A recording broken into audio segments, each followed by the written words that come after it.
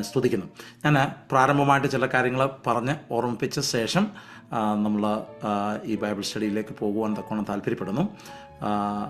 നമ്മൾ കൂടി വരുന്ന ഈ കൂട്ടായ്മ അത് നമ്മുടെ ഓരോരുത്തരുടെയും ജീവിതത്തിന് ആത്മീയമായി വലിയ വളർച്ചയ്ക്ക് കാരണമാകണം.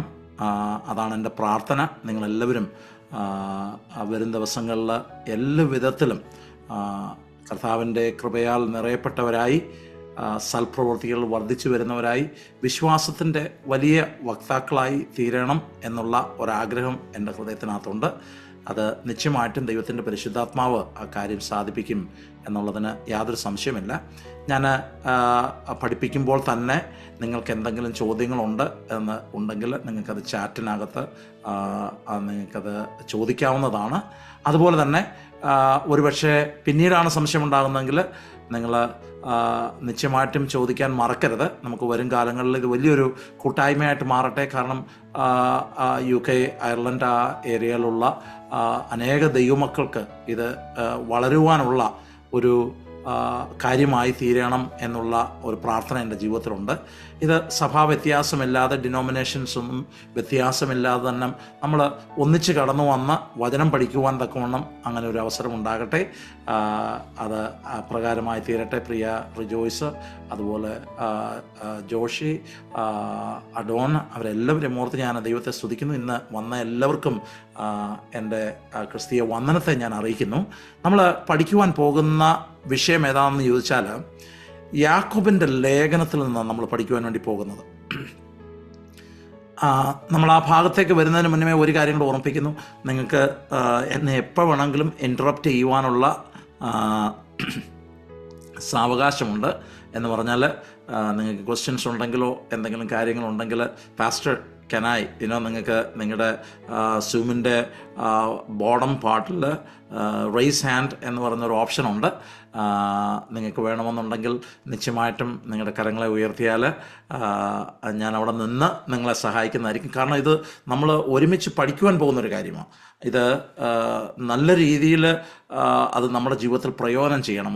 ഒരു പ്രസംഗം കേൾക്കുക എന്നുള്ളതല്ല, മറിച്ച് ദൈവത്തിൻ്റെ പരിശുദ്ധാത്മാവിനാൽ നമ്മൾ നിറയപ്പെട്ടവരായി കർത്താവ് ആഗ്രഹിക്കുന്ന ആ നിലവാരത്തിലേക്ക് വരണം. അപ്പോൾ അതാണ് അതിൻ്റെ ഒരു ഉദ്ദേശം. നിങ്ങൾ വീഡിയോസൊക്കെ ഓണാക്കി ഇരിക്കുവാൻ സാധിക്കുന്നവരെല്ലാം അങ്ങനെ ചെയ്യണമെന്നുള്ള കാര്യം ഓർമ്മിപ്പിക്കുന്നു. അതുപോലെ നിങ്ങളുടെ ഫുൾ പേരും നിങ്ങൾ കയറുമ്പോൾ തന്നെ ഇടുക. കാരണം നമ്മൾ മനസ്സിലാക്കുവാൻ വിവിധ സ്ഥലങ്ങളിൽ നിന്നുള്ളവർ ആരാണ് കയറുന്നതെന്ന് അറിയുവാൻ തക്കോണം ഇടയായിത്തീരും. അതുപോലെ നിങ്ങളിതിൻ്റെ ലിങ്ക് നിങ്ങളുടെ സ്നേഹിതർക്കും പിന്നീട് അയച്ചു കൊടുക്കണമേ എന്നുള്ള കാര്യം ഓർമ്മിപ്പിക്കുന്നു. മറ്റുള്ളവർക്കൊരു പ്രയോജനമായി തീരട്ടെ. അത് നിശ്ചയമായിട്ടും അത് അവരുടെ ആത്മീയ ജീവിതത്തിനും ഏറ്റവും വലിയൊരു കാര്യമായിരിക്കും എന്നുള്ളതിന് യാതൊരു സംശയമില്ല. നമ്മുടെയൊക്കെ ഹൃദയത്തിൽ വരുന്നൊരു ചോദ്യമുണ്ട്, ക്രിസ്തീയ ജീവിതം എന്ന് പറഞ്ഞാൽ എന്താ യഥാർത്ഥത്തിൽ? ക്രിസ്തീയ ജീവിതത്തെക്കുറിച്ച് നമ്മുടെ ഹൃദയത്തിൽ, സാധാരണ പെന്തിക്കോസുകാരുടെ ഹൃദയത്തിൽ വരുന്നൊരു ചിന്ത എന്താണെന്ന് ചോദിച്ചാൽ, നമ്മൾ രക്ഷിക്കപ്പെടുക, സ്നാനപ്പെടുക, പരിശുദ്ധാത്മാവിനാലുള്ള അഭിഷേകം നമ്മുടെ ജീവിതത്തിൽ ഉണ്ടാകുക, അതിനുശേഷം നമ്മൾ സഭയിലൊക്കെ വന്ന് സഭയുടെ എല്ലാ കാര്യങ്ങളിലും പങ്കെടുത്ത് മുന്നോട്ട് പോകുക. പലപ്പോഴും നമ്മുടെ ഭൗതികമായിട്ടുള്ള വിഷയങ്ങൾക്ക് നമുക്ക് മറുപടി ലഭിക്കണം. അപ്പം അതൊക്കെയാണ് നമ്മുടെ ജീവിതത്തിലെ പ്രധാനപ്പെട്ട കാര്യങ്ങൾ. പക്ഷേ യഥാർത്ഥത്തിൽ അതാണോ? എന്താണ് പ്രാക്ടിക്കൽ ക്രിസ്ത്യാനിറ്റി? ക്രിസ്തുവേശുവിൻ്റെ സുവിശേഷം നമ്മുടെ ഓരോരുത്തരുടെയും ഹൃദയത്തിൽ വരുമ്പം അതെന്താ അതിൽ നിന്ന് ഉത്ഭവിക്കുന്നത്? എന്താണ് സംഭവിക്കുന്നത്? ഇന്ന് നമ്മൾ നോക്കിയാൽ കാണുന്നൊരു കാര്യം, പല ആളുകളും അവർ പെന്തക്കോസ്ത് പള്ളിയിൽ വരുന്നുണ്ട്, ദൈവവചനം കേൾക്കുന്നുണ്ട്, പക്ഷേ പുറത്തുള്ള ആളുകളെ പോലെ അവരും സങ്കടപ്പെടുകയും അവരും ജീവിതത്തിലൊരു വിജയമില്ലാതെ അനേക പ്രതിസന്ധിയിലൂടെയൊക്കെ പോകുന്ന ആളുകളെയാണ് നമ്മൾ കാണുന്നത്. അതാണോ യഥാർത്ഥത്തിലുള്ള ക്രിസ്തീയ ജീവിതം? നമ്മൾ യോഹന്നാന്റെ സുവിശേഷം 10-ാം അധ്യായം അതിൻ്റെ 10-ാമത്തെ വാക്യം വായിക്കുമ്പോൾ കർത്താവ് തമ്പുരാൻ പറയുന്നൊരു കാര്യമുണ്ട്. ഞാൻ വന്നത് എന്തിനു വേണ്ടിയാ? സമൃദ്ധിയായി ജീവൻ നൽകേണ്ടതിന് വേണ്ടിയാ. ഞാൻ ആദ്യമേ പറയട്ടെ, ഇതൊരു പ്രോസ്പെറിറ്റി ഗോസ്പൽ അല്ല ഞാൻ പ്രീച്ച് ചെയ്യാൻ പോകുന്നത്. അങ്ങനെ ഒരു സംഭവമേ അല്ല. പക്ഷേ അതിലൊക്കെ മഹത്വകരമായ ഒരു ജീവിതം ദൈവത്തിൻ്റെ വചനത്തിനകത്തുണ്ട്. കർത്താവ് പറഞ്ഞേക്കാം, ഞാൻ വന്നേക്കുന്നത് നിങ്ങൾക്ക് സമൃദ്ധിയായി ജീവൻ തരേണ്ടതിന് വേണ്ടിയാ. അപ്പോൾ ആ സമൃദ്ധിയുടെ ജീവിതം നമുക്കുണ്ടോ? പെട്ടെന്ന് ഒരുപക്ഷെ ചിന്തിച്ചേക്കാം സമൃദ്ധി എന്ന് പറയുമ്പം കുറേ പണമോ കുറേ വസ്തുവകകളോ, അതൊന്നുമല്ല.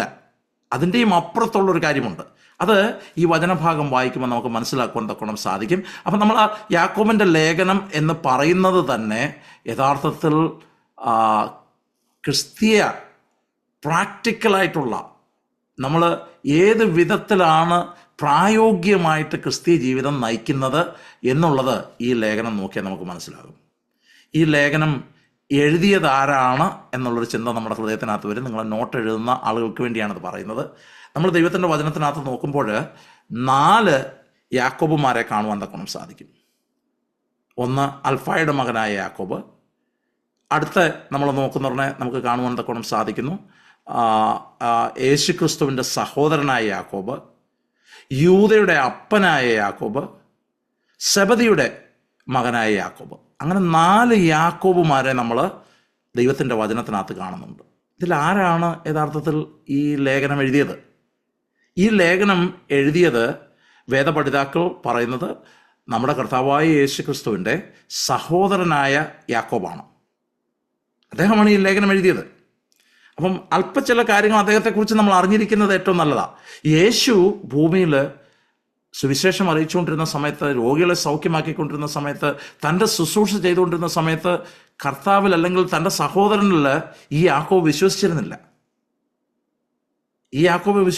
യോഹന്നാന്റെ സുവിശേഷം 7-ാം അധ്യായം അതിൻ്റെ 5-ാമത്തെ വാക്യം വായിക്കുമ്പം നമുക്കറിയാം ഈ സഹോദരൻ തൻ്റെ സഹോദരനായ യേശുവിൽ വിശ്വസിച്ചിരുന്നില്ല. എന്നാൽ പിന്നീട് താൻ വിശ്വാസത്തിലേക്ക് വരുവാൻ തക്കോണം ഇടയായി തീർന്നു. ഉയർത്തെഴുന്നേറ്റ യേശുവിനെ കണ്ടപ്പോൾ തൻ്റെ ജീവിതത്തിന് വ്യത്യാസം വന്നു. ആ സുവിശേഷം തൻ്റെ ഉള്ളിൽ വന്നപ്പം ഈ മനുഷ്യൻ അപ്പാടെ മാറുവാൻ തക്കോണം ഇടയായി തീർന്നു. ഇദ്ദേഹത്തെക്കുറിച്ച് പറയുന്നത് അദ്ദേഹം മുട്ടുകാലിൽ ഇഴഞ്ഞ് അല്ലെങ്കിൽ എപ്പോഴും പ്രാർത്ഥിക്കുന്ന ഒരു മനുഷ്യൻ, ആളുകളോട് ക്രിസ്തീയ ജീവിതം ഇങ്ങനെ ആയിരിക്കണമെന്ന് വളരെ താഴ്മയോടെ പറയുന്ന ഒരാളായിരുന്നു എന്നാണ് ചരിത്രകാരന്മാർ അദ്ദേഹത്തെക്കുറിച്ച് രേഖപ്പെടുത്തിയിരിക്കുന്നത്. അപ്പം ദൈവത്തിൻ്റെ വചനം നമ്മുടെ ഉള്ളിൽ വന്നു കഴിയുമ്പം, യേശുവിൻ്റെ സുവിശേഷം നമ്മുടെ ഹൃദയത്തിനകത്ത് വരുമ്പം നമ്മളിലൊരു വ്യത്യാസം ഉണ്ടാകും. ആ വ്യത്യാസം നമ്മളിൽ ഉണ്ടോ എന്നുള്ളത് ഇത് പഠിച്ചുകൊണ്ടിരിക്കുമ്പം നമുക്ക് ശോധന ചെയ്യുവാനിടയാകണം. ഇല്ലെങ്കിൽ നമ്മളത് കറക്റ്റ് ചെയ്യണം. കാരണം ബാക്കി എല്ലാ കാര്യങ്ങളും നമ്മളിൽ ഈ സുവിശേഷം വ്യത്യാസം വരുത്തുന്നില്ല. നമ്മൾ സ്വാഭാവികമായും മറ്റുള്ളവരെ പോലെ ആണെങ്കിൽ എന്താണ് ഈ സുവിശേഷത്തിനുള്ള പ്രസക്തി? അതിനൊരു പ്രസക്തിയുമില്ല. സുവിശേഷം മാറ്റം കൊണ്ടുവരുന്നതാണ്. സുവിശേഷം മാറ്റി മറിക്കുന്നതാണ്. നമുക്കറിയാം, ലോക ചരിത്രത്തിൽ നമ്മൾ നോക്കിയാൽ സുവിശേഷം ചെന്നിടത്തൊക്കെ വ്യത്യാസം വന്നിട്ടുണ്ട്. സുവിശേഷം ചെന്ന ആളുകളിൽ അത് വ്യത്യാസം വന്നിട്ടുണ്ട്. സൊസൈറ്റികളിൽ അത് വ്യത്യാസം വരുവാൻ തൊക്കണം ഇടയായി തീർന്നു. രാജ്യങ്ങളിൽ വലിയ വ്യത്യാസം വരുവാൻ ഇടയായി തീർന്നു. അപ്പം നമ്മൾ ചോദിക്കേണ്ട ഒരു ചോദ്യമാണ്, യഥാർത്ഥത്തിൽ ഈ വ്യത്യാസമൊക്കെ നമ്മുടെ സഭകളിലൊക്കെ ഉണ്ടോ? നമ്മുടെയൊക്കെ ജീവിതത്തിലുണ്ടോ? എന്താണ് ഇല്ലാത്തതിൻ്റെ കാരണം? നമ്മൾ ഒന്ന് ചിന്തിച്ച് നോക്കുക. നമ്മൾ എവിടെങ്കിലും കൊണ്ടുവന്ന് ഒരു മാങ്ങയുടെ സീഡ് കൊണ്ടുവന്ന് കുഴിച്ചിട്ട് വന്നിരിക്കട്ടെ, നിശ്ചയമായിട്ടും എന്തായിരിക്കും സംഭവിക്കുന്നത്? ഒരു മാവ് അതിൽ നിന്നും ഉണ്ടാകുന്നത്. നമ്മൾ ഏതെങ്കിലും കാരണവശാൽ ഒരു വൃക്ഷത്തിൻ്റെ ഫലം കൊണ്ടുവന്ന് അല്ലെങ്കിൽ അതിൻ്റെ സീഡ് കൊണ്ടുവന്ന് നമ്മൾ എവിടെങ്കിലും അതിനെ പാകിയാൽ അല്ലെങ്കിൽ അതിനെ നട്ടു വളർത്തുവാൻ വേണ്ടി ആക്കിയാൽ വേറൊന്നും അതിൽ നിന്നുണ്ടാകത്തില്ല, അല്ലേ? അപ്പം നിശ്ചയമായിട്ടും ഈ സുവിശേഷം നമ്മുടെ ഹൃദയത്തിൽ വരുമ്പോൾ, യേശുക്രിസ്തുവിലുള്ള അല്ലെങ്കിൽ യേശുക്രിസ്തുവിൻ്റെ സുവിശേഷം നമ്മുടെ ഹൃദയത്തിൽ വന്നു കഴിയുമ്പം, വിശ്വാസം നമ്മുടെ ജീവിതത്തിൽ വന്നു കഴിയുമ്പം നമ്മളിൽ വ്യത്യാസമുണ്ടാകും. അപ്പം ഈ യാക്കോബിൻ്റെ ലേഖനത്തിൻ്റെ മുഴുവൻ അല്ലെങ്കിൽ അതിൻ്റെ കീ ആസ്പെക്റ്റ്, അതിൻ്റെ പ്രധാനപ്പെട്ട കാര്യം എന്താണെന്ന് ചോദിച്ചാൽ, വിശ്വാസം നമ്മളിൽ വ്യത്യാസം കൊണ്ടുവരുന്നതാണ്. അത് യാക്കോബ് അപ്പോസ്തലൻ ജീവിതത്തിൻ്റെ എല്ലാ തുറകളെയും എടുത്തു കാട്ടി നമ്മുടെ മുമ്പിൽ നമ്മളെ പ്രബോധിപ്പിക്കുന്ന ഒരു ലേഖനമായത്. ഈ ലേഖനത്തിനകത്ത് വായിച്ചാൽ ഞാൻ ഇടയ്ക്ക് ചിന്തിക്കാറുണ്ട്, ഈ ലേഖനം നമ്മുടെയൊക്കെ അളവുകോല എന്ന് പറഞ്ഞാൽ യഥാർത്ഥത്തിൽ നമ്മൾ വിശ്വാസത്തിലിരിക്കുന്നുവോ എന്ന് നമ്മളെ തന്നെ ശോധന ചെയ്യേണ്ട ഏറ്റവും ആവശ്യമാണ്. അപ്പോസ്തലനായ പൗലോസ് കൊരിന്ത്യർക്ക് ലേഖനം എഴുതുമ്പോൾ അവരോട് പറയുന്ന ഒരു കാര്യമായത്, നിങ്ങൾ വിശ്വാസത്തിലിരിക്കുന്നു എന്ന് നിങ്ങളെ തന്നെ ശോധന ചെയ്യുവീൻ. വിശ്വാസികളോടാണ് പറയുന്നത്, നിങ്ങളെ തന്നെ ശോധന ചെയ്യുവിൻ. അപ്പം നിരന്തരമായി സഭയിൽ പോയി എന്ന് പറയുന്ന അല്ല കാര്യം. നമ്മൾ ഓരോരുത്തരും, പാസ്റ്ററായിരിക്കുന്ന ഞാൻ, അല്ലെങ്കിൽ ഉപദേശകനായിരിക്കുന്ന ഞാൻ, ഇത് കേൾക്കുന്ന നിങ്ങൾ, നമ്മുടെ കൂടെയുള്ള രക്ഷിക്കപ്പെട്ടു സ്നാനപ്പെട്ടു എന്ന് പറയുന്ന ആളുകൾ എല്ലാവരും ചെയ്യേണ്ട ഒരു കാര്യമാണ്, നമ്മളെ ശോധന ചെയ്യണം. എന്താ ശോധന ചെയ്യേണ്ടത്? ഞാൻ വിശ്വാസത്തിലായിരിക്കുന്നുവോ എന്ന് നമ്മളെ തന്നെ ശോധന ചെയ്യണം. പൗലോസ് അപ്പോസ്തലൻ അത് കൊരിന്ത്യയിലുള്ള വിശ്വാസികളോട് പറഞ്ഞിട്ടുണ്ട്. അപ്പം ഇവിടെ യാക്കോബ് അപ്പോസ്തലൻ ഈ ലേഖനത്തിനകത്തുകൂടെ സമർത്ഥിക്കുവാൻ, അല്ലെങ്കിൽ നമ്മുടെ മുമ്പിൽ വരച്ച് കാട്ടുന്ന കാര്യം അതാ, നിങ്ങൾ യഥാർത്ഥത്തിൽ വിശ്വാസത്തിലാണോ ഇരിക്കുന്നത്? ഇത് നമ്മൾ ശോധന ചെയ്യേണ്ടത് ഏറ്റവും ആവശ്യമാണ്. അതിൻ്റെ കുറിവാക്യം എന്ന് പറയുന്നത്, അല്ലെങ്കിൽ പ്രധാനപ്പെട്ട ഇതിനകത്തെ വാക്യം, അതിൻ്റെ 2-ാം അധ്യായം അതിൻ്റെ 14-ാമത്തെ വാക്യമാണ്. ഈ പറഞ്ഞ കാര്യങ്ങൾ നിങ്ങൾ ആ വാക്യം വായിക്കുമെന്നൊക്കെ മനസ്സിലാകും. ഇങ്ങനെ എഴുതിയിരിക്കുന്നത്, സഹോദരന്മാരെ, ഒരുത്തൻ തനിക്ക് വിശ്വാസമുണ്ട് എന്ന് പറയുകയും പ്രവൃത്തികളില്ലാതിരിക്കുകയും ചെയ്താൽ ഉപകാരമെന്ത്? ആ വിശ്വാസത്താൽ അവൻ രക്ഷ പ്രാപിക്കുമോ? ഒറ്റ ചോദ്യമാണ്. ഒരുത്തൻ പറയുക അവന് വിശ്വാസമുണ്ട്, ഒരാൾ പറയുക ഞാൻ വിശ്വാസിയാ, ഞാൻ ക്രിസ്തുവിൽ വിശ്വസിക്കുന്നു, ഞാൻ പെന്തിക്കോസ്ത് പള്ളിയിൽ പോകുന്നു, ഞാൻ പ്രസംഗം കേൾക്കുന്നു, ഞാൻ ഉപവസിക്കുന്നു, ഞാൻ പ്രാർത്ഥിക്കുന്നു, ഞാൻ പെന്തിക്കോസ്തിൻ്റെ ആ രീതികൾക്കൊക്കെ അനുസരിച്ച് പോകുന്നു. പക്ഷേ ഇതാണോ ഇവിടെ ഉദ്ദേശിച്ചേക്കുന്ന ആ പ്രവൃത്തി? അതല്ല. ദൈവത്തിൻ്റെ വചനത്തിനകത്ത് പറയുന്ന ആ ഒരു കാര്യമല്ല. ഇത് പ്രവൃത്തി നമ്മളിൽ ഉണ്ടാകണം. ഞാൻ മുമ്പേ പറഞ്ഞതുപോലെ, ഒരു സീഡ് കൊണ്ടുവന്ന് നമ്മൾ പാകിയാൽ അതിൽ നിന്നും വരുന്നത് അത് ആ ഒരു പ്ലാന്റാണ്, അല്ലെങ്കിൽ ആ ഒരു വൃക്ഷമാണ്. അങ്ങനെയാണെങ്കിൽ നിശ്ചയമായിട്ടും യേശുക്രിസ്തുവിലുള്ള സുവിശേഷം നമ്മളിൽ വന്നു കഴിയുമ്പം വലിയ വ്യത്യാസം നമ്മളിൽ ഉണ്ടാകണം. അത് ഏറ്റവും ആവശ്യമായിട്ടുള്ളൊരു കാര്യമാണ്.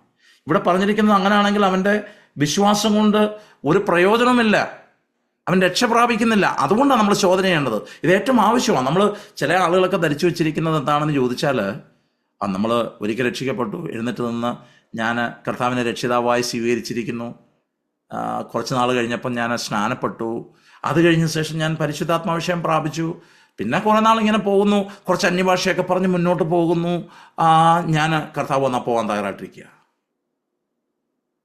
പക്ഷെ ആ സുവിശേഷം നമ്മൾ ഈ മാറ്റമൊന്നും കൊണ്ടുവന്നില്ലെങ്കിൽ അതിൻ്റെ അർത്ഥം ഇവിടെ പറഞ്ഞിരിക്കുന്നത് ആ വിശ്വാസം ചത്ത വിശ്വാസമാണ്. It's dead. കാര്യം ജീവനുള്ളത് അതെവിടെ കൊണ്ടുവച്ചാലും അതിനെ അറിയാൻ പറ്റും. പ്രവൃത്തി അതിൽ കാണും, എന്തെങ്കിലുമൊക്കെ അനക്കം അതിൽ കാണും, എന്തെങ്കിലുമൊക്കെ വ്യത്യാസം അതിൽ കാണും. അപ്പം ഇതൊന്നും വരുന്നില്ലെങ്കിൽ അതിൻ്റെ അർത്ഥം എന്താണെന്ന് ചോദിച്ചാൽ, എന്തോ സംഭവിച്ചു. നമ്മുടെയൊക്കെ ജീവിതത്തിൽ വിവിധ പ്രതിസന്ധികളൊക്കെ വരുമ്പോൾ നമ്മളെങ്ങനെ അതിൻ്റെ മുന്നിൽ നമ്മളെ തന്നെ കണ്ടക്ട് ചെയ്യുന്നത്? ഏത് വിധത്തിലാണ്? അത് വളരെ ഇമ്പോർട്ടൻ്റ് ആയിട്ടുള്ളൊരു കാര്യമാണ്. ഇത് വളരെ ശ്രദ്ധിക്കേണ്ട ഒരു കാര്യമാണ്. ഇന്ന് നമ്മുടെ പെന്തിക്കോസ്ത് സഭകളൊക്കെ ലോകമെമ്പാടും വർദ്ധിച്ചു വരുന്നു, അനേക ആളുകളൊക്കെ കടന്നു വരുന്നുണ്ട്. എന്നാൽ നമ്മൾ അതിൻ്റെ നടുവിൽ നമ്മൾ എപ്രകാരമാണ് ആയിരിക്കുന്നത്? ഒരു ഡിനോമിനേഷനായിട്ടാണോ ആയിരിക്കുന്നത്? അതോ യഥാർത്ഥത്തിൽ ക്രിസ്തുവിൻ്റെ ഭക്തരായി, യഥാർത്ഥത്തിൽ ക്രിസ്തുവിനെ അനുഗമിക്കുന്നവരായി, ആ വിശ്വാസത്താൽ മാറ്റം സംഭവിച്ചവരായിട്ട് നമ്മൾ തീരുന്നുണ്ടോ? ഇതാണ് നമ്മൾ പഠിക്കാൻ പോകുന്നത്, ഇതാണ് നമ്മൾ ശ്രദ്ധിക്കാൻ പോകുന്നത്. ഇനി നമുക്കതിൻ്റെ പ്രാരംഭ വാക്യം ഒന്ന് വായിക്കാം. നിങ്ങളെല്ലാവരും ദൈവവചനം ഉണ്ടെങ്കിൽ അത് തുറന്ന് നിങ്ങൾ കാണണം.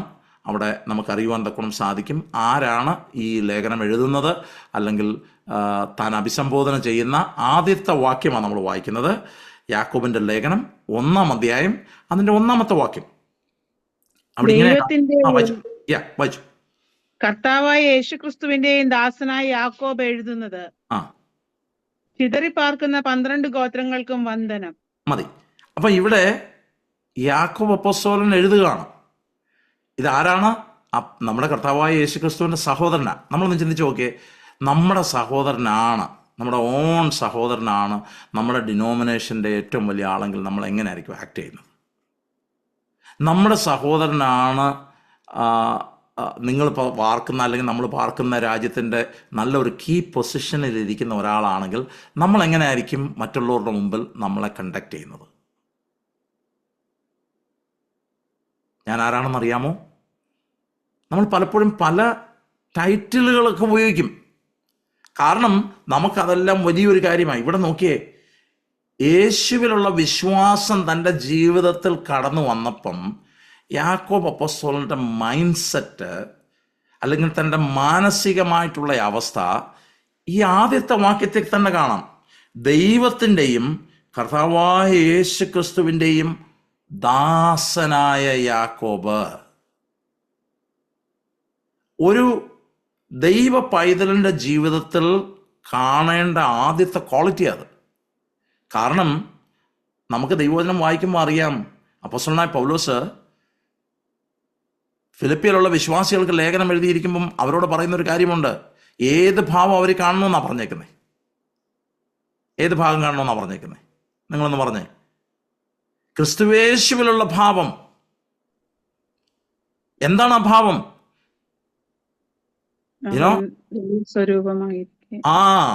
തന്നെത്താൻ ഒഴിച്ച് ദാസനായി തീർന്നു, ദാസരൂപമെടുത്തു. Being humble, willing to serve, willing to do something. ഇന്ന് പല ആളുകളും അവരുടെ പേര് പ്രോപ്പറായിട്ട് അല്ലെങ്കിൽ അവരുടെ ടൈറ്റിൽസ് പ്രോപ്പറായിട്ട് പറഞ്ഞില്ലെങ്കിൽ ദേഷ്യപ്പെടുന്ന ആളുകളുണ്ട്. ഇന്ന് പാസ്റ്റേഴ്സ് തന്നെ നോക്കിയാലും റവറൻ, ഡോക്ടർ, എന്തെല്ലാം കാര്യങ്ങളാണ്, പാസ്റ്റർ, ഇതെല്ലാം അതിൻ്റെ കൂട്ടത്തിൽ ഒറ്റപ്പേര് തന്നെ അങ്ങനെയൊക്കെ വയ്ക്കുന്ന ആളുകളുണ്ട്. അവരുടെ പേരൊന്ന് പ്രോപ്പറായിട്ട് പറഞ്ഞില്ലെങ്കിൽ അവർ വളരെ ദേഷ്യപ്പെടുന്ന ആളുകളുണ്ട്. ഇന്ന ടൈറ്റിലുകളൊക്കെ ഉപയോഗിച്ചില്ലെങ്കിൽ, ഞാൻ ചിലപ്പം ചില മീറ്റിങ്ങുകൾക്കൊക്കെ പോകുമ്പോൾ എനിക്ക് വളരെ അതിശയം തോന്നി. കാരണം പ്രാർത്ഥിക്കുമ്പോൾ പോലും ഈ ടൈറ്റിലുകൾ ഉപയോഗിച്ച് നമ്മുടെ അന്തർദേശീയ പ്രസിഡന്റ് കർത്താവേ ഇന്ന് വന്നിട്ടുണ്ടല്ലോ എന്ന് പറയുമ്പോൾ ഞാൻ പെട്ടെന്ന് വിചാരിക്കും, കർത്താവിന് ഇതൊന്നും അറിയത്തില്ലേ? Why are we so bent on doing these things that project us? നമ്മളെ തന്നെ പ്രൊജക്റ്റ് ചെയ്യുന്നൊരു കാര്യം. ക്രിസ്തുവിനെ അനുഗമിക്കുന്ന ഒരുവന്റെ പ്രത്യേകത എന്താണെന്ന് ചോദിച്ചാൽ ക്രിസ്തുവിൻ്റെ ഭാവമുള്ളവരായിത്തീരും. ഈ സുവിശേഷം നമ്മളെ ഹംബിളാക്കും. ഈ സുവിശേഷം നമ്മളിൽ ചില ക്രിയ ചെയ്യും. ആ ഹ്യൂമിലിറ്റി ഉണ്ടാകും. ശിഷ്യന്മാരെ എല്ലാം എടുത്താൽ നമുക്കത് കാണുവാൻ തക്കണം സാധിക്കും. അവരാ എളിമ ധരിച്ചവരായിരുന്നു. അപ്പം നമ്മൾ ചിന്തിക്കേണ്ട ഒരു കാര്യം, യഥാർത്ഥത്തിൽ നമ്മളിൽ ഈ ഒരു സ്വഭാവമുണ്ടോ? ഈ ഒരു സ്വഭാവമുണ്ടോ? നമ്മളിൽ ഈ താഴ്മയുണ്ടോ? നോക്കിയേ, ദൈവത്തിൻ്റെയും കർത്താവായ യേശു ക്രിസ്തുവിൻ്റെയും ദാസനായ യാക്കോബ് എഴുതുന്നത്. ഈ യാക്കോബിന് വേണമെങ്കിൽ തൻ്റെ സഹോദരനാണെന്നുള്ള വെയിൽ തനിക്ക് ഇച്ചിരിയും കൂടെ ഒരു പ്രൈഡോടുകൂടെ വേണമെങ്കിൽ താൻ എല്ലാവരുടെയും ലീഡർ എന്നുള്ള വെയിൽ വേണമെങ്കിൽ പറയാം. പക്ഷെ അദ്ദേഹം അത് പറയുന്നില്ല. He's humbling himself. അപ്പം ആ ടൈറ്റിലിൽ തന്നെ ആ സ്വഭാവം നമുക്ക് കാണാൻ പറ്റും. പിന്നെ ഇത് ആർക്കാണ് എഴുതിയേക്കുന്നത്? ചിതറിപ്പാർക്കുന്ന 12 ഗോത്രങ്ങൾക്കും വന്ദനം. അദ്ദേഹം പറയുകയാണ് ചിതറിപ്പാർക്കുക. എന്താണ് ഈ ചിതറിപ്പാർക്കാനുള്ള കാരണം? നമ്മൾ പറഞ്ഞു 4 യാക്കോബുമാരെ കുറിച്ച് പറയുവാൻ തക്കണം ഇടയായി തീർന്നു. അതിൽ ഒരു യാക്കോബ് നമുക്കറിയാം, തുടക്കത്തിൽ തന്നെ കർത്താവിൻ്റെ ശിഷ്യനായ യാക്കോബ് കൊല്ലപ്പെടുവാൻ തക്കണം ഇടയായി തീർന്നു. അതിനോടനുബന്ധിച്ച് നടന്ന പീഡയോടുള്ള ബന്ധത്തിൽ ഈ വിശ്വാസികളെല്ലാം അനേക സ്ഥലങ്ങളിലേക്ക് ചിതറിപ്പോയി. അനേക സ്ഥലങ്ങളിലേക്ക് അവർ പോകേണ്ടതായിട്ട് വന്നു. കഷ്ടത അവരുടെ ജീവിതത്തിൽ വരാൻ തുടങ്ങി.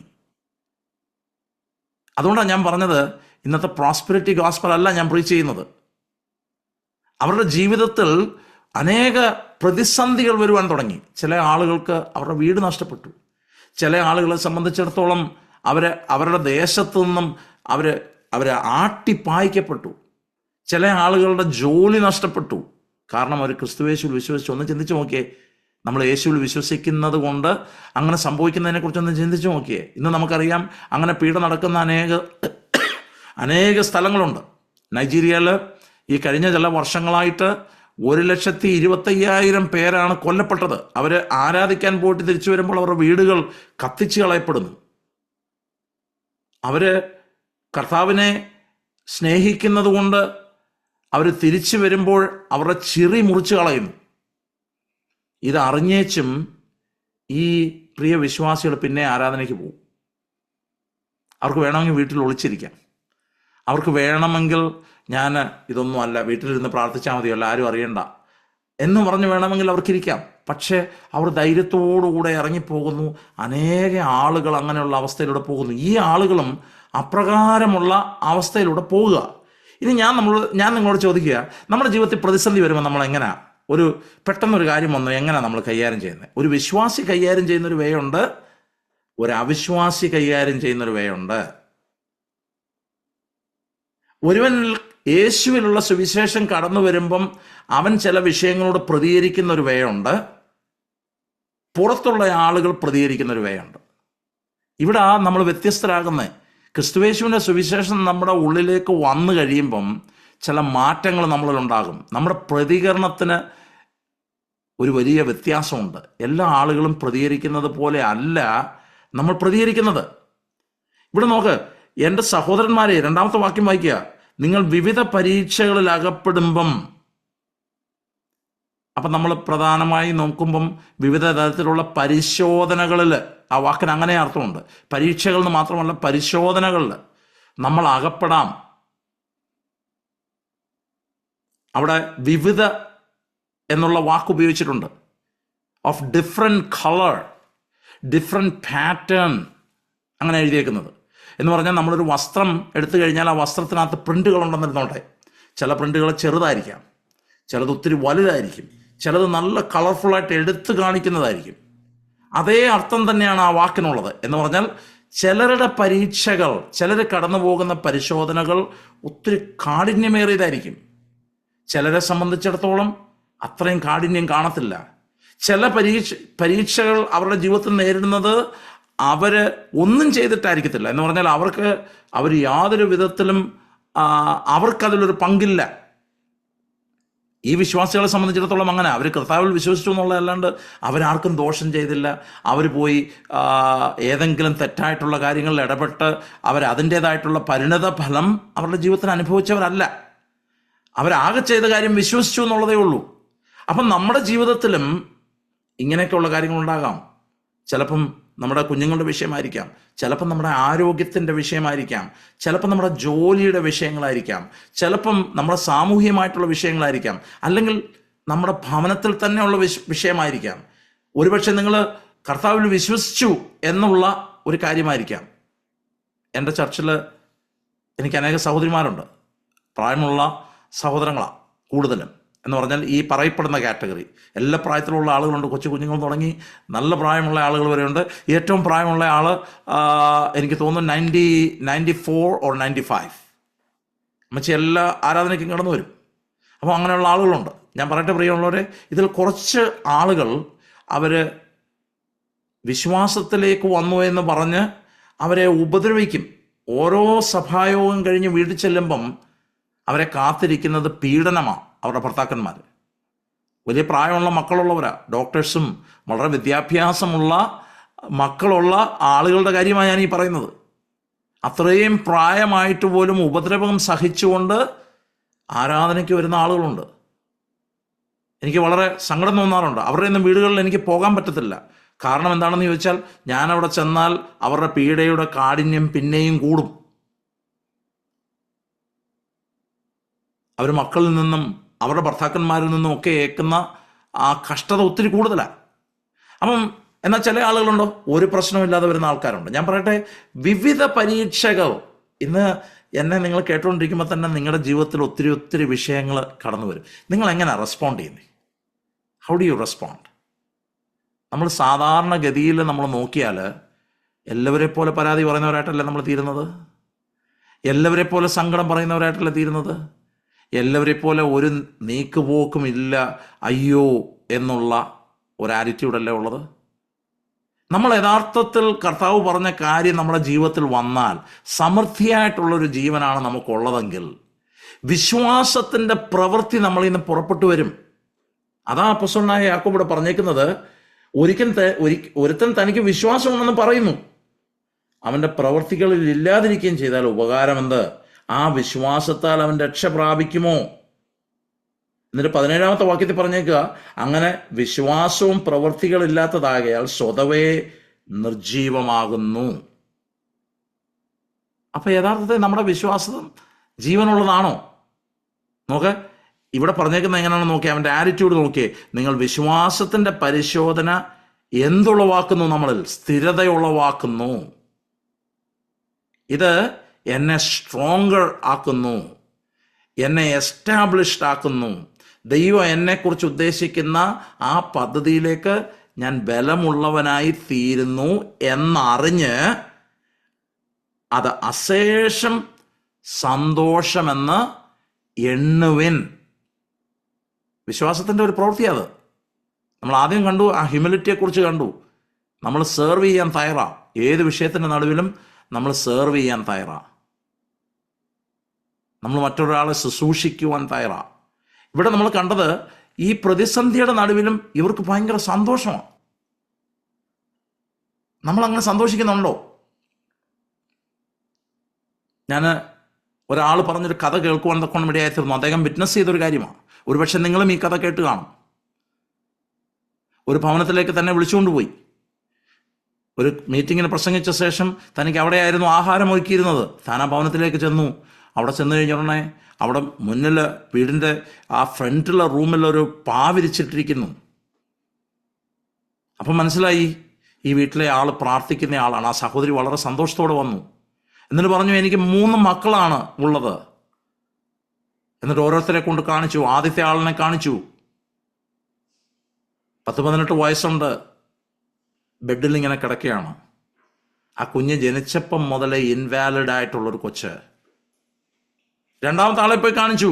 അതേപടി തന്നെ മെൻ്റലി ഡെവലപ്പ് ആകാത്ത, പ്രായം അതിലും കുറവുള്ള വേറൊരു കുഞ്ഞ്. എന്നിട്ട് 3-ാമത്തെ ആളെ കാണിച്ചു. അതാരാണെന്ന് ചോദിച്ചാൽ തൻ്റെ ഭർത്താവാണ്. ഈ കുഞ്ഞുങ്ങൾ ഇങ്ങനെ ഉണ്ടായപ്പോൾ മുതലേ തൻ്റെ ജീവിതത്തിൽ നിരാശ വന്നുകൂടി. ആ നിരാശയുടെ അവസാനം താൻ ഒന്നും മിണ്ടാതെ ഇങ്ങനെ മൂകനായി ഇരിക്കുന്ന ഒരു മനുഷ്യൻ. എന്നിട്ട് ഈ ശുശ്രൂഷകനോട് ആ സഹോദരി പറഞ്ഞൊരു കാര്യമുണ്ട്. എൻ്റെ കർത്താവ് എന്നെ ഏൽപ്പിച്ചതാണ് ഇവരെ 3 പേരെയും. ഞാൻ സന്തോഷത്തോടെ ആ കാര്യങ്ങളെല്ലാം ചെയ്യുന്നു. ഞാൻ വിശ്വസ്തതയെന്ന് കണ്ടതുകൊണ്ടല്ല എന്നെ ഏൽപ്പിച്ചത് എന്ന് പറഞ്ഞ ആ സഹോദരി സന്തോഷിക്കുന്ന കാര്യത്തെക്കുറിച്ച് പറഞ്ഞു. വിശ്വാസം നമ്മുടെ ഹൃദയത്തിൽ വരുമ്പം ഉണ്ടാകുന്ന ഒരു കാര്യമാണ്, പ്രതിസന്ധിയുടെ നടുവിലും ആശയിൽ കുതുന്ന ഒരു സന്തോഷം നമ്മളിലുണ്ടാകും. Something is happening with me. I'm going through this trial, but there is something that is happening with me. എന്നെ ചില കാര്യങ്ങൾ ഉണ്ടാകുന്നു, എന്നെ സ്ഥിരതയുണ്ടാകുന്നു, സ്റ്റെബിലിറ്റി ഉണ്ടാകുന്നു. Something is happening with me. എന്നിൽ എൻഡ്യൂറൻസ് ഉണ്ടാകുന്നു, ബെയറിംഗ് കപ്പാസിറ്റി കൂടി വരുന്നു. എന്നിട്ട് എങ്ങനെ സന്തോഷിക്കാനാണ് പറഞ്ഞേക്കുന്നത്? വെറുതെ ജസ്റ്റ് ഒരു സ്മൈൽ എന്നാണ് പറഞ്ഞേക്കുന്നത്. അശേഷം സന്തോഷിപ്പീൻ. ഞാനൊരു കാര്യം ചോദിച്ചോട്ടെ. നമ്മൾ സാധാരണപ്പെട്ട ആളുകളും നമ്മുടെ രാഷ്ട്രമൊക്കെ ഭരിക്കുന്ന ആൾക്കാരുണ്ട്. അവരും തമ്മിലുള്ള വ്യത്യാസം എന്താണ്? എന്താണ് വ്യത്യാസം? അവരെ ആരെല്ലാം എന്തെല്ലാം കാര്യങ്ങൾ പറയുന്നു. അവർ പോകുന്ന കഠിനമായിട്ടുള്ള അവസ്ഥകളുണ്ട്. അവരെടുക്കുന്ന ഭാരം നമ്മളെക്കാട്ടി കൂടുതൽ ഭാരമാണ്. അവർ ഓരോ ദിവസവും ഉറങ്ങുന്നത് നമ്മളെക്കാട്ടി കുറച്ചാണ് ഉറങ്ങുന്നത്. ഇനി അതേ സ്ഥാനത്ത് നമ്മളെ ഒന്ന് അവരോധിച്ച് നോക്കിയേ, നമ്മളത് താങ്ങത്തില്ല. കാര്യം എന്താ?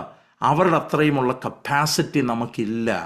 എൻഡ്യൂറിങ് കപ്പാസിറ്റി നമുക്കില്ല. ഏതെങ്കിലുമൊക്കെ വലിയ കാര്യങ്ങൾ ചെയ്യുന്ന ആളുകളെ നമ്മൾ എടുത്തു നോക്കിയാൽ അവർക്കെല്ലാവർക്കും ഉള്ള ഒരു ക്വാളിറ്റി ഉണ്ട്. ദേ എൻഡ്യൂർ, ദേ ക്യാൻ എൻഡ്യൂർ. അവർക്ക് നല്ലവണ്ണം അത് സഹിക്കുവാനുള്ള, അത് എടുക്കുവാനുള്ള കപ്പാസിറ്റി ഉണ്ട്. ഇതെങ്ങനെയാ വരുന്നത്? ഇത് ഭാരം എടുക്കുമ്പോഴാണ് ഭാരമെടുക്കുവാനുള്ള കപ്പാസിറ്റി വരുന്നത്. നിങ്ങൾ ജിമ്മിലൊക്കെ പോയിട്ടുള്ള ആളുകൾക്കറിയാം, നിങ്ങൾ അവിടെ ചെന്ന് വെയിറ്റുകളൊക്കെ ആദ്യം എടുക്കുന്ന ഉടനെ നിങ്ങൾക്ക് ഒരുപക്ഷെ നിങ്ങൾ 10 പൗണ്ട് വെയിറ്റ് എടുത്ത് പൊക്കിയെന്നിരുന്നോട്ടെ, നിങ്ങൾ ഓരോ ദിവസം എക്സസൈസ് ചെയ്യുക, വീട്ടിൽ വരുമ്പോൾ കൈക്ക് ഭയങ്കര വേദനയാണ്.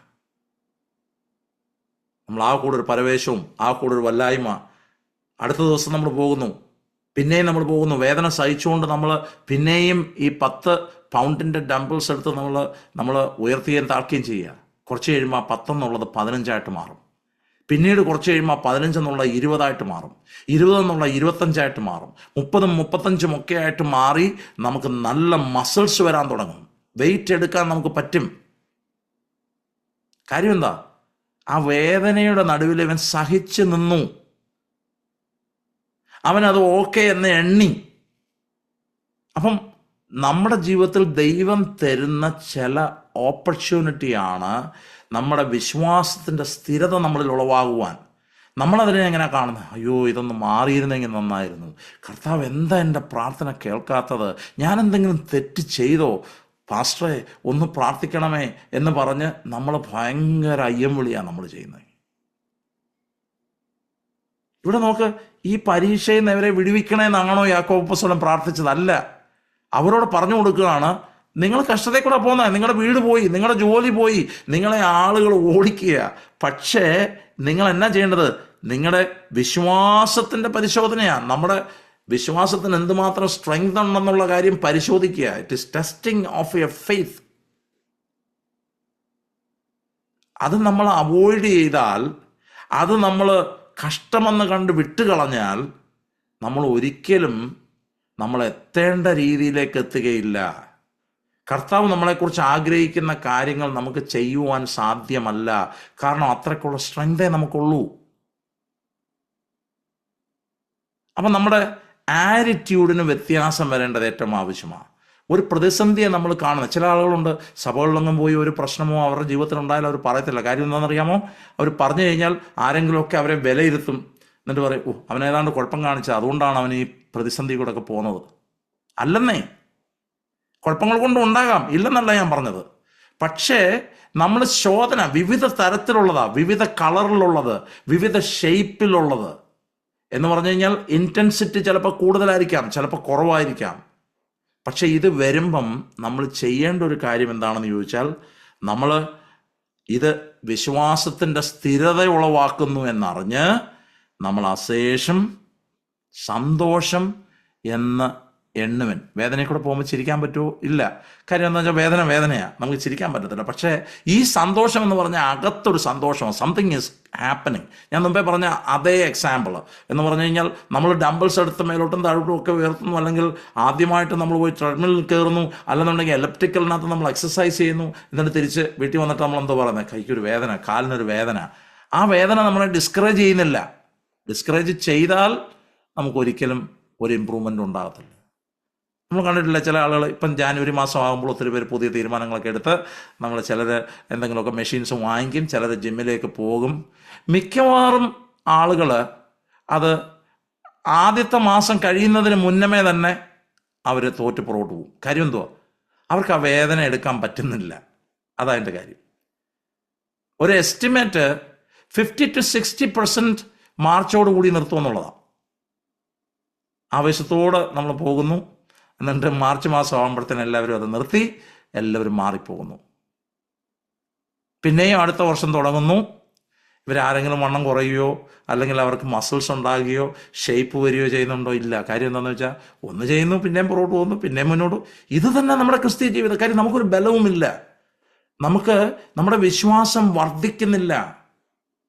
മലകളെ മാറ്റുവാൻ പറ്റുന്ന രീതിയിലുള്ള വിശ്വാസത്തേക്ക് നമ്മൾ വരുന്നില്ല. നമ്മുടെ വിശ്വാസം വലിയ ബലമില്ലാത്തതായി തീരുന്നു. കാര്യം നമുക്ക് ആ എൻഡ്യൂറിങ് കപ്പാസിറ്റി ഇല്ല. ഇത് രണ്ടും ഒന്നിച്ചു പോകുന്നൊരു കാര്യമാണ്. നമുക്ക് ആ ധൈര്യം വരുന്നില്ല. നമ്മൾ ആ കൂടെ വല്ലാത്ത അവസ്ഥയിലേക്കായി പോകുന്നു. ഒരു പ്രതിസന്ധി കടന്നു വരുമ്പം നമ്മൾ അങ്ങനെ ആ കാര്യങ്ങളെ കാണുന്നത്. അപ്പം അതല്ല ദൈവം നമ്മളെക്കുറിച്ച് ആഗ്രഹിക്കുന്നത്. ഓക്കെ, അപ്പോൾ അവിടെ അടുത്ത വാക്യം നമ്മൾ നോക്കുന്നേ, ആർക്കെങ്കിലും ഒരാൾക്ക് വായിക്കാം അടുത്ത വാക്യം കൂടെ. Let's read it. 3-ാമത്തെ വാക്യം. നിങ്ങളുടെ വിശ്വാസത്തിന്റെ പരിശോധന ആ സ്ഥിരത ഉളവാക്കുന്നു എന്നറിഞ്ഞ് ആ അത് അശേഷം സന്തോഷം എന്നെണ്ണുവീൻ. അടുത്തത്. എന്നാൽ നിങ്ങൾ ഒന്നിലും കുറവില്ലാതെ ആ തികഞ്ഞവരും ആ സമ്പൂർണരുമാകേണ്ടതിന് സ്ഥിരതയ്ക്ക് തികഞ്ഞ പ്രവൃത്തി ഉണ്ടാകട്ടെ. അപ്പം ഈ പ്രവൃത്തി നമ്മളിൽ നിന്ന് ഉണ്ടാകണം. എന്തിനു വേണ്ടിയാ? നിങ്ങൾ ഒന്നിനും അതിന്റെ എൻഡ് റിസൾട്ട് എന്തുവാ? ഇവിടെ നമുക്ക് തെറ്റിപ്പോകുന്നത്. ഇവിടെ നമ്മൾ നിങ്ങൾ ഒന്നിനും കുറവില്ലാത്തവരായി തീരണം. ഇതിന്റെ എൻഡ് റിസൾട്ട് എന്തുവാന്ന് ചോദിച്ചാൽ ആ ബ്ലസ്സിങ്ങാ. എന്ന് പറഞ്ഞാൽ you are completely perfect in everything. You really capable in God's sight. You are able to do what God wants you to do. ദൈവം ആഗ്രഹിക്കുന്ന ആ കാര്യങ്ങൾ ചെയ്യുവാൻ തക്കവണ്ണം കുറവില്ലാത്തവരായിട്ട് നിങ്ങൾ തീരണം. ഇതെങ്ങനെ തീരുന്നത്? ഈ പ്രവൃത്തി വന്നാലേ ഒക്കത്തുള്ളൂ. വിശ്വാസത്തിൻ്റെ ശോധന വരുമ്പം നമ്മൾ ഹൃദയത്തിനകത്ത് സന്തോഷം ഉണ്ടാകണം. Lord help me, I want to take more, I want to do more, do your work in me. അങ്ങയുടെ പ്രവൃത്തി എന്നെ ചെയ്യണം. നമ്മൾ ഒരു ജോലിയൊക്കെ നഷ്ടപ്പെടുമ്പോഴത്തേന് നമ്മൾ ആകെ കൂടെ, ഞാൻ പറയട്ടെ പ്രിയമുള്ളവർ, എനിക്കൊരു 100 കഥകൾ പറയാനുണ്ട് എന്നെ കർത്താവ് നടത്തിയതൊക്കെ. ഞാനിത് പറയുന്നത് അത് എന്തുകൊണ്ട് സംഭവിച്ചു എന്ന് ചോദിച്ചാൽ, ഒരെണ്ണം കഴിയുമ്പോഴും ഞാൻ പുറകോട്ട് പോകുന്നില്ല. എന്തോ ഒരു ധൈര്യം എൻ്റെ ഹൃദയത്തിനകത്ത് ദൈവം തന്നു. And I got pumped up more and more stories began to happen. അപ്പം നമ്മളൊന്ന് ചിന്തിച്ച് നോക്കി, നമ്മുടെ ജീവിതത്തിൽ വരുന്ന ശോധനകളെല്ലാം ഓപ്പർച്യൂണിറ്റിയാണ്. നിങ്ങളുടെ ജീവിതത്തിൽ ഉണ്ടാകുന്ന ഓരോ ശോധനയും, ഓരോ കഷ്ടപ്പാടും, ഓരോ ഒബ്സ്റ്റക്കിൾസും നിങ്ങളുടെ ഓപ്പർച്യൂണിറ്റിയാണ്. എന്തിനുള്ള ഓപ്പർച്യൂണിറ്റി? നിങ്ങൾ ഒന്നിനും കുറവില്ലാതെ തികഞ്ഞവരും, പിന്നെ അടുത്ത് നോക്ക്, സമ്പൂർണരുമാകേണ്ടതിന്. എന്താ ആളുകൾ സമ്പൂർണരാകാത്ത കാര്യം? ഈ കഷ്ടത ഏതോ കുഴപ്പമാണ് എന്ന് ഹൃദയം കൊണ്ട് ചിന്തിക്കുന്നത് കൊണ്ടാണ്. ഞാൻ എന്തോ തെറ്റ് ചെയ്തത് കൊണ്ടാണ് എനിക്ക് ഈ പ്രശ്നങ്ങളും പ്രതിസന്ധികളും ഒക്കെ ഉള്ളത്. കർത്താവിൻ്റെ വാക്കുകൾ ശ്രദ്ധിച്ചു നോക്ക്. ഈ ലോകത്തിൽ നിങ്ങൾക്ക് കഷ്ടമുണ്ട്, എന്നാലും നമ്മളോട് പറഞ്ഞേക്കുന്നത് നിങ്ങൾ കരഞ്ഞ് പ്രാർത്ഥിപ്പിന്നാണോ പറഞ്ഞേക്കുന്നത്? ആണോ? നിങ്ങൾ ധൈര്യപ്പെടുവിന്നാ പറഞ്ഞേക്കുന്നേ. ഞാൻ ലോകത്തെ ജയിച്ച ആളാ. നിങ്ങൾ ധൈര്യപ്പെട്. You can do it. Be strong, be courageous, be strong, be courageous. അപ്പം നിശ്ചയമായിട്ടും ഇത് നമ്മുടെ ഹൃദയത്തിൽ നമ്മൾ എടുക്കേണ്ട തീരുമാനമാണ്. കാരണം ഞാൻ യേശുവിൽ വിശ്വസിച്ചു. ആ വിശ്വാസം, അതിൻ്റെ പ്രവൃത്തി വെളിപ്പെടാൻ വേണ്ടി ഞാനൊന്ന് വെയിറ്റ് ചെയ്യണം. ഞാൻ പെട്ടെന്ന് കിടന്ന് കരയാനും നിലവിളിക്കാനും, അയ്യോ എനിക്കിങ്ങനെ സംഭവിച്ചേ, എന്തുകൊണ്ടാണെന്ന് അറിയത്തില്ല, അയ്യോ എൻ്റെ വിധിയാന്നാ ഇത് തോന്നുന്നത്. ചില ആൾക്കാരൊക്കെ അങ്ങനെയൊക്കെ പറയുന്ന ആൾക്കാരുണ്ട്. എൻ്റെ വിധിയാന്നാ തോന്നുന്നത്. No no no no. Every opportunity that you get, or every challenge that you get, it is, completely covered in an opportunity. ആ ഓപ്പർച്യൂണിറ്റി എന്തുവാ? നിങ്ങൾ എല്ലാറ്റിലും, ഇവിടെ പറഞ്ഞേക്കുന്നത് ഒറ്റ കാര്യത്തിൽ പോലും നിങ്ങൾ കുറവില്ലാത്തവരായി തീരണം.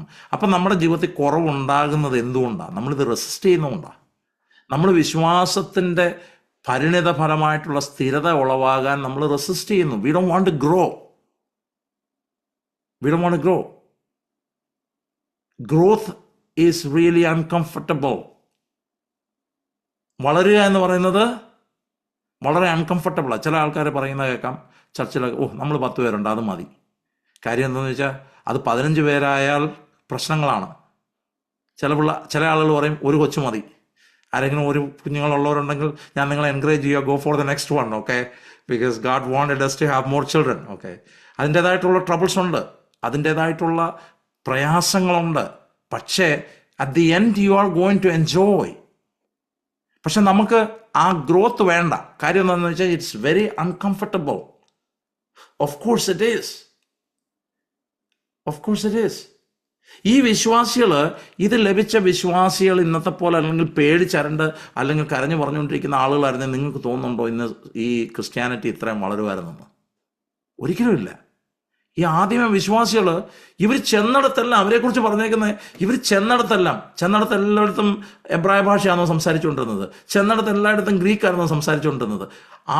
അവരുടേതായ രീതികളിൽ അവർ ഗോസ്പൽ പറയാൻ തുടങ്ങി. അവരുടെ ജീവിതം കൊണ്ടും അവരുടെ മുഖത്തെ സന്തോഷം കൊണ്ടും അവർ മറ്റുള്ളവരെ പോയി കാണുകയും അവർ ആരും അകത്തിരുന്നവരല്ല, അവർ പേടിച്ച് ആരും അകത്തിരുന്നവരല്ല. കാരണം അവരിൽ അത് സ്ഥിരത ഉളവായി അവരൊന്നിനും കുറവില്ലാത്തവരായി തീരുവാൻ തക്കണം ഇടയായിത്തീരും. They become very powerful Christians.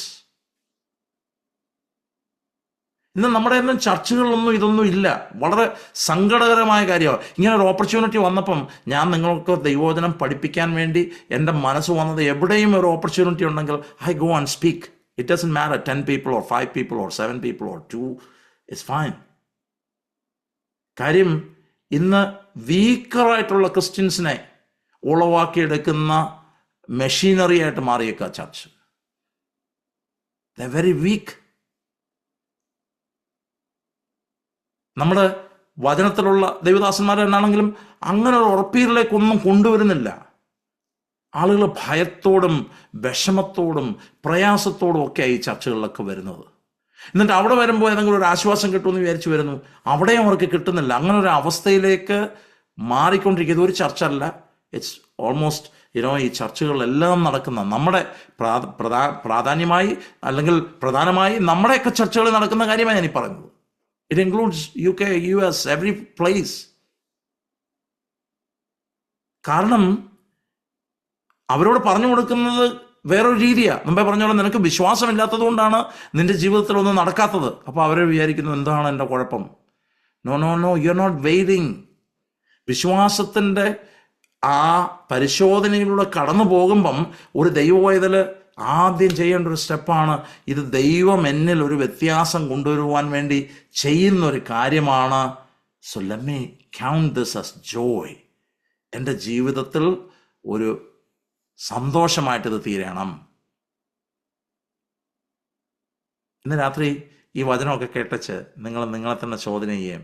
I want you to be a different person, a completely changed person.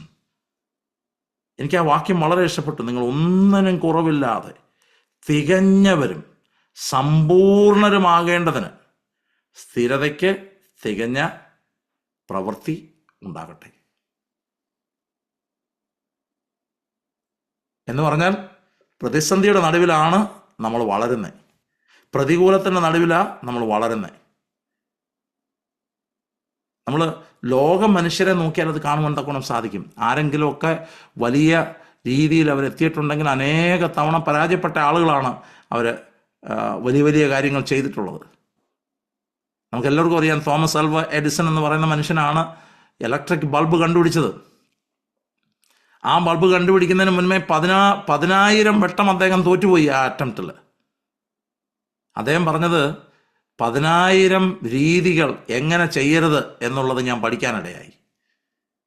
ഞാൻ അദ്ദേഹത്തെക്കുറിച്ച് ഇങ്ങനൊരു കഥ കേട്ടിട്ടുണ്ട്. അദ്ദേഹത്തിന് വളരെ ബൃഹത്തായ ഒരു വലിയ ലാബുണ്ടായിരുന്നു. വലിയ ടെസ്റ്റുകളൊക്കെ ചെയ്തിരുന്ന അദ്ദേഹം അതിനകത്താണ്. പക്ഷെ അതൊന്നും ഇൻഷ്വേർഡ് ആയിരുന്നില്ല. അങ്ങനെ ഇരുന്നപ്പോൾ ഒരു ദിവസം അതിന് തീ പിടിച്ചു. അത് വലിയൊരു കെട്ടിടവും അനേക തൻ്റെ സമ്പാദ്യം മുഴുവൻ അതിനകത്ത് അദ്ദേഹം വിട്ടിരുന്നു. അതിന് തീ പിടിച്ചപ്പം അദ്ദേഹം ഓടിച്ചെന്ന് ഭാര്യയെ വിളിച്ചു പറഞ്ഞു, എടി വാ, നമുക്ക് കാണാൻ ഇതുപോലെ ഭംഗിയുള്ളൊരു കാര്യമില്ല, കാര്യം ഇത്രയും വലിയ തീ കത്തുമോ ഒന്നിച്ചു നിന്ന്. അവർ രണ്ടുപേരുടെ അത് നോക്കി നിന്ന് കണ്ടു. അപ്പം ഞാൻ വിചാരിച്ചു, ഈ മനുഷ്യന് ശരിക്കും പറഞ്ഞാൽ ഇയാൾക്ക് നല്ല തലയ്ക്ക് സ്ഥിരത ഇല്ല എന്നെനിക്ക് തോന്നി. ശരിയത് യഥാർത്ഥ രീതിയിൽ ദൈവത്തെ ഫോളോ ചെയ്യുന്ന ആൾക്കാർ ക്രേസിയാണ്. ജീവിതത്തിൽ എന്തെങ്കിലുമൊക്കെ അക്കംപ്ലിഷ് ചെയ്യുന്ന ആൾക്കാർ ക്രേസിയാണ്. കാര്യം സാധാരണപ്പെട്ട ആളുകൾ നോക്കുമ്പം അവരിലില്ലാത്തൊരു കാര്യമായി കാണുന്നത്. ദൈവം ഒരുത്തിന് പ്രതിസന്ധി കൂടെ പോവുക, പക്ഷെ അവൻ അതിൻ്റെ ഇടയ്ക്ക് സന്തോഷിക്കുക. കാര്യം അവൻ്റെ ഹൃദയത്തിനകത്തൊരു ഉറപ്പുണ്ട്, എന്നെ തികഞ്ഞവനാക്കാൻ വേണ്ടി, കാര്യങ്ങൾക്ക് കൊള്ളാവുന്നവനാക്കാൻ വേണ്ടി ദൈവം ചെയ്യുന്നൊരു കാര്യമാണ്. ഇതിനി ഒരു ദിവസം കൊണ്ട് തീരുന്നതാണോ ഈ കഷ്ടത? അല്ല. It comes again and again. അങ്ങോട്ട് പോകുന്തോറും ദൈവം ആരാണെന്ന് കൂടുതൽ മനസ്സിലാക്കുവാനും നമ്മുടെ വിശ്വാസത്തിന് വർധന ഉണ്ടാകുവാനും തക്കൊണ്ടും ഇടയായിത്തീരും. അതാണ് നമ്മളെക്കുറിച്ച് ദൈവം ആഗ്രഹിക്കുന്നത്. നമ്മൾ ഒരു ദിവസം കർത്താവേ എൻ്റെ വിശ്വാസം വർദ്ധിപ്പിക്കണമേ എന്ന് പറഞ്ഞ് നമുക്കൊറ്റ ദിവസം കൊണ്ട് കിട്ടുന്നൊരു കാര്യമല്ല ആ വിശ്വാസത്തിൻ്റെ വർധനവ്.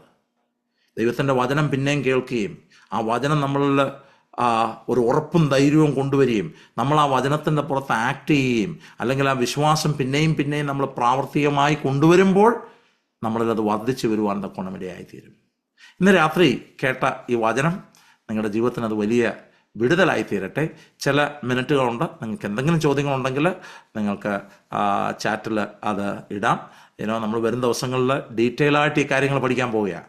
കാര്യം ഇന്ന് തന്നെ നമ്മൾ കേട്ടു, നമ്മൾ പലപ്പോഴും ആക്ട് ചെയ്യുന്നത് ആ ഒരു വെയിലല്ല എന്ന് പറഞ്ഞു കഴിഞ്ഞാൽ, നമ്മുടെ ജീവിതത്തിൽ പ്രതിസന്ധി പ്രയാസങ്ങളൊക്കെ നേരിടുമ്പം വെളിയിലുള്ള ഒരാളും വിശ്വാസം അകത്തുള്ള ഒരാളും ആക്ട് ചെയ്യുന്ന രീതികൾ വ്യത്യാസമാണ്.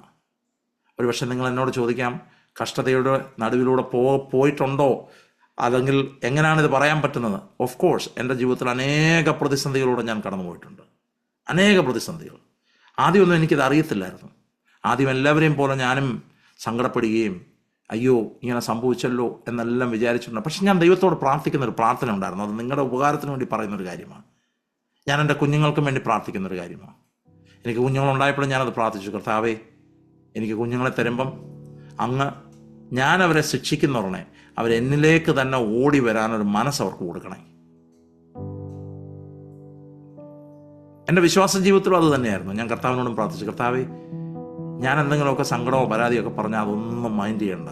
Do your work in me, do your work in me, because I believe that I was in his safe hand. ഞാൻ പറയട്ടെ പ്രിയമുള്ളവരെ, ഇന്ന് രാത്രിയിൽ നിങ്ങൾ ഏതെങ്കിലുമൊക്കെ വിഷയത്തിൻ്റെ നടുവിലൂടെ പോകുന്നെങ്കിൽ കർത്താവിനെ സ്തുതിച്ചു തുടങ്ങുക. കർത്താവെ അങ്ങയുടെ പ്രവൃത്തി എന്നിൽ ചെയ്യണം. ഇതേത് രീതിയിൽ ഇത് എൻ്റെ ജീവിതത്തിലായി തീരണമെന്ന് അങ്ങ് അറിയുന്നല്ലോ കർത്താവെ. അതിനെക്കുറിച്ചൊരു നോളജ് എനിക്ക് തരണം. അതിൽ സന്തോഷിക്കാൻ എന്നെ ഇടയാക്കണം. വിശ്വാസത്തിൻ്റെ പ്രവൃത്തി എന്നിലുണ്ടാകുവാൻ ഇടയാകണം. അതല്ലാതെ ഒരു കാര്യവും എന്നിലുണ്ടാകരുതേ. നമ്മൾ വേറൊന്നും പ്രാർത്ഥിക്കണ്ട. അതിനെ നീക്കുപോക്കൊന്നും അല്ല ഈ പറയുന്നത്. നീക്കുപോക്കൊക്കെ ദൈവം തരും. ദൈവത്തിന് അറിയാം ആ കാര്യം. അതിൻ്റെ പ്രവൃത്തി നടന്നു കഴിയുമ്പം ആ കാര്യങ്ങൾ സംഭവിക്കും. ദൈവസന്നിധി ഒന്ന് പ്രാർത്ഥിക്കൂ. നിശ്ചയമായിട്ടും നിങ്ങളുടെ ജീവിതത്തിന് അത് വലിയ വിടുതലായി തീരും എന്നുള്ളതിന് യാതൊരു സംശയമില്ല. ഞാൻ ഒരു വാക്ക് നിങ്ങൾക്ക് വേണ്ടി പ്രാർത്ഥിക്കുവാൻ തക്കൊണ്ട് താല്പര്യപ്പെടുന്നു. കർത്താവേ, ഇന്ന് രാത്രിയിൽ ഹല്ലേലൂയ കടന്നു വന്ന എൻ്റെ സഹോദരങ്ങളെ തിരുക്കരങ്ങളിൽ ഏൽപ്പിക്കുന്നു. ദൈവമേ, അങ്ങ് അവരെ അനുഗ്രഹിക്കുമാറാകണം. അവരുടെ ജീവിതത്തിൽ വലിയ വ്യത്യാസം വരുവാനിടയാകണമേ. അവർ കർത്താവേ ഈ ദിവസങ്ങൾ അവരുടെ വിശ്വാസം വർദ്ധിച്ച് അവർ കർത്താവെ എല്ലാത്തിലും തികഞ്ഞവരും സമ്പൂർണരുമായിരിക്കുവാൻ തക്കോണം അങ്ങ് അവരോട് കർത്താവെ കരുണ തോന്നുമാറാകണമേ. പ്രതിസന്ധികളും പ്രയാസങ്ങളും ഒക്കെ കടന്നു വരുമ്പോൾ മറ്റുള്ളവരെ പോലെ അവർ അലമുറയിടുന്നവരും വ്യാകുലപ്പെടുന്നവരും ഒന്നും ആയിത്തീരാതെ വണ്ണം കർത്താവെ ക്രിസ്തുയേശുവിൻ്റെ സ്വഭാവത്തിൽ അവർ വിഷയങ്ങളെ കർത്താവെ ഹല്ലേലൂയ അത് വിശ്വാസത്തിൻ്റെ സ്ഥിരത ഉളവാക്കുന്നു എന്ന് മനസ്സിലാക്കി സന്തോഷത്തോടെ ആ കാര്യത്തെ കാണുവാൻ തക്കവണ്ണം ഇടയാകണമേ. ഇന്ന് ഞങ്ങൾക്ക് തന്ന നല്ല സമയത്തിനായി സ്തോത്രം. കർത്താവെ, ഞങ്ങളുടെ ഈ കൂടിവരവ് അത് അനേകരുടെ ജീവിതത്തിന് അത് വലിയ വിടുതലായി തീരുവാനിടയാകണം. ഇന്ന് രാത്രി ഞങ്ങളുടെ സന്നിധി ഞങ്ങളെ സമർപ്പിക്കുന്നു. പ്രാർത്ഥന കേട്ടതിനാൽ സ്തോത്രം. യേശുവിൻ്റെ നാമത്തിൽ തന്നെ ആമേൻ.